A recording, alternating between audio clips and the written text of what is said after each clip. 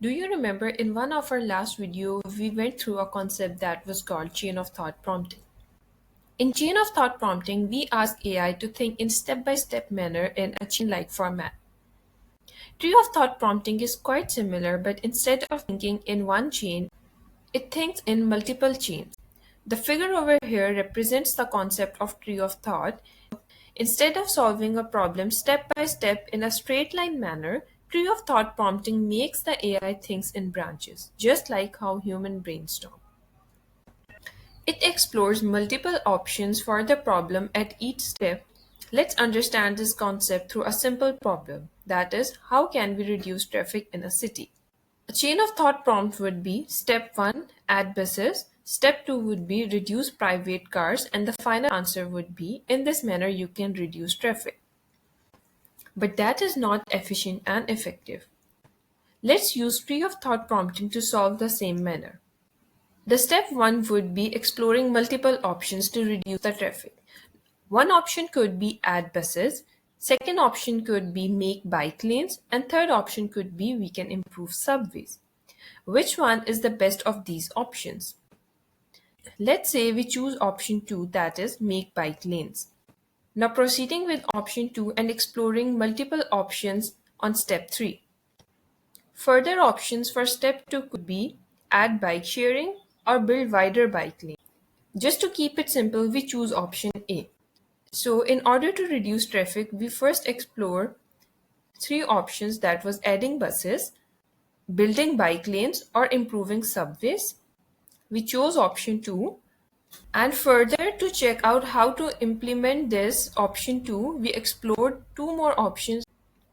Now let's try to understand it through a complex problem. We'll first try to solve the problem without using tree of thought, and then we'll solve the problem by using tree of thought, and we'll check out how tree of thought makes a difference.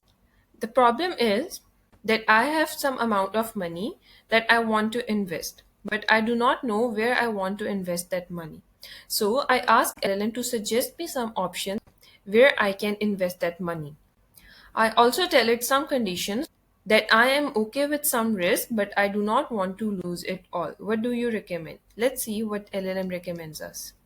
Okay, so it is suggesting me that I should invest my entire money in high yield US Treasury money market fund.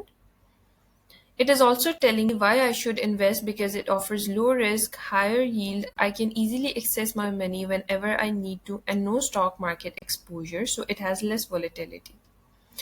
Um, the option sounds good, but I know there can be other options of what I can do with my money. Just following this plain one-step solution isn't smart whenever it comes to investing our money. Whenever I have some money and I want to do something with that money, I first do some research that I have these options, which option offers me more profit, and on the basis of that research or analysis, we make some decision instead of just moving blindly with one option. So that is what exactly true thought prompting will do. Let's try another prompt with the same problem, but we will ask LLM to use tree of thought prompting to help us decide where we should invest our money. Okay, so I'm starting my prompt by writing, you are a financial advisor. This is a main rule that we have been following regardless of any technique. This brings in domain expertise in the answer. We asked LLM to explore three different investment paths. You can ask LLM to explore more options for you if you want to. Then we ask that you have to explore those investment paths for a 30-year-old with $5,000 and moderate risk appetite. We tell it all the branches that we need it to explore for us. You can skip this step if you want to, or you do not know what branches you want LLM to explore for you, and you can leave it up to LLM. And if you do not want to leave it to LLM, you can add this step and can specify the options that you want LLM to explore for you.